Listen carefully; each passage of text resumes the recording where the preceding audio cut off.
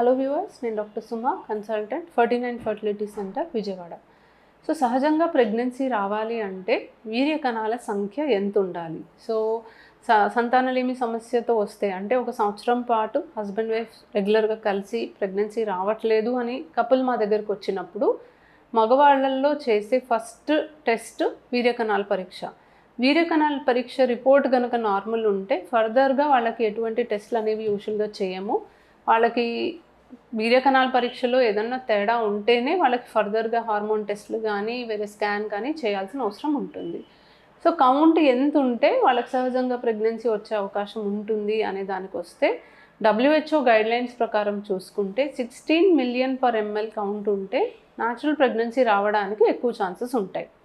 So అలా అని 16 million కంటే ఎక్కువ ఉంటే ఖచ్చితంగా న్యాచురల్గా ప్రెగ్నెన్సీ వస్తుంది అని కాదు, అండ్ తక్కువ ఉంటే వీళ్ళకి న్యాచురల్గా ప్రెగ్నెన్సీ వచ్చే అవకాశమే లేదు అని కాదు. కాకపోతే 16 మిలియన్ కన్నా ఎక్కువ ఉన్నప్పుడు సహజంగా ప్రెగ్నెన్సీ రావడానికి ఛాన్సెస్ అనేవి ఎక్కువ. బట్ కౌంట్ ఒకటే ఇంపార్టెంట్ కాదు, కదలిక ఉండే కణాల శాతం కూడా మనకి చూసుకోవాలి. సో ఎక్కువ కణాలు ఉండి ఏవి కదలట్లేదు అన్నా కూడా మనకి ప్రెగ్నెన్సీ రావడానికి ఇబ్బంది. భార్యాభర్తలు కలిసినప్పుడు కణాలు గర్భసంచి ద్వారం దగ్గర పడతాయి. ఆ కణాలు గర్భసంచి లోపలికి వెళ్ళి ట్యూబ్లోకి వెళ్తే అక్కడ ఎగ్ అండ్ స్పర్మ్ కలవడానికి అవకాశం ఉంటుంది. సో కణాలు అనేవి ట్యూబ్ దాకా చేరుకుంటేనే సహజంగా ప్రెగ్నెన్సీ వచ్చే అవకాశం ఉంటుంది. ఈ కణాలు ట్యూబ్ దాకా చేరుకోవాలి అంటే మనకు కేవలం కౌంట్ ఒకటే కాదు, కదలిక ఉండే కణాల శాతం కూడా ఇంపార్టెంట్. ఎందుకంటే ఎన్ని కణాలు ఉన్నా అవి కదలకపోతే ట్యూబ్ దాకా అందుకోవడానికి అవకాశం ఉండదు. సో మనము ఒక శాంపిల్లో ఎన్ని స్పర్మ్స్ ఉన్నాయి అని చూసి వీళ్ళకి న్యాచురల్ ప్రెగ్నెన్సీ ఛాన్సెస్ అనేది ప్రిడిక్ట్ చేయడానికి ఉండదు.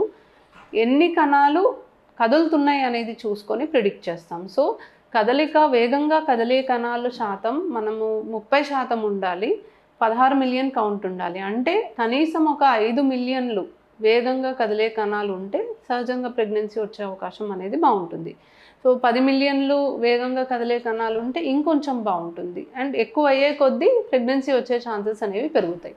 సో కనీసం ఒక 10 మిలియన్లు వేగంగా కదిలే కణాలు ఉంటే భార్యాభర్తలు కలిసినప్పుడు ఏ కణాలు అయితే గర్భసంచి ద్వారం దగ్గర పడతాయో అవి గర్భసంచి లోపలికి వెళ్ళి ట్యూబ్లోకి వెళ్ళి అన్నం దగ్గరికి చేరుకోవడానికి అవకాశం ఎక్కువ. కాబట్టి వీళ్ళలో సహజంగా ప్రెగ్నెన్సీ వచ్చే ఛాన్సెస్ ఎక్కువ. 10 మిలియన్ కంటే తక్కువ వేగంగా కదిలే కణాలు ఉంటే IUI అనే ప్రాసెస్ వీళ్ళకి సజెస్ట్ చేస్తాం. అంటే వీర్య కణాలు ఎక్కించే పద్ధతి సజెస్ట్ చేస్తాం.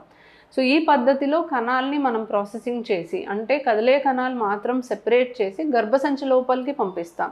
సో దీనివల్ల కణాలు ట్రావెల్ చేసే డిస్టెన్స్ తగ్గిస్తాం, పైగా అండాశయం నుంచి అండం విడుదలై ట్యూబ్లోకి వెళ్తుంది కాబట్టి ఆ ఎగ్ దగ్గరికి మనం కణాలని పంపిస్తున్నాం కాబట్టి కణాలని ఎక్కువగా అందుబాటులోకి పంపిస్తాము. మనకి అవి రెండు ఎగ్ అండ్ స్పర్మ్ కలవడానికి అవకాశం అనేది పెంచుతున్నాం. ఒకవేళ మరీ తక్కువ స్పర్మ్స్ ఉన్నాయి అనుకోండి, మనం కణాలు ఎక్కించే పద్ధతి చేసిన ఉపయోగం ఉండదు. అప్పుడు వాళ్ళకి టెస్ట్ ట్యూబ్ బేబీ పద్ధతి సజెస్ట్ చేస్తాం.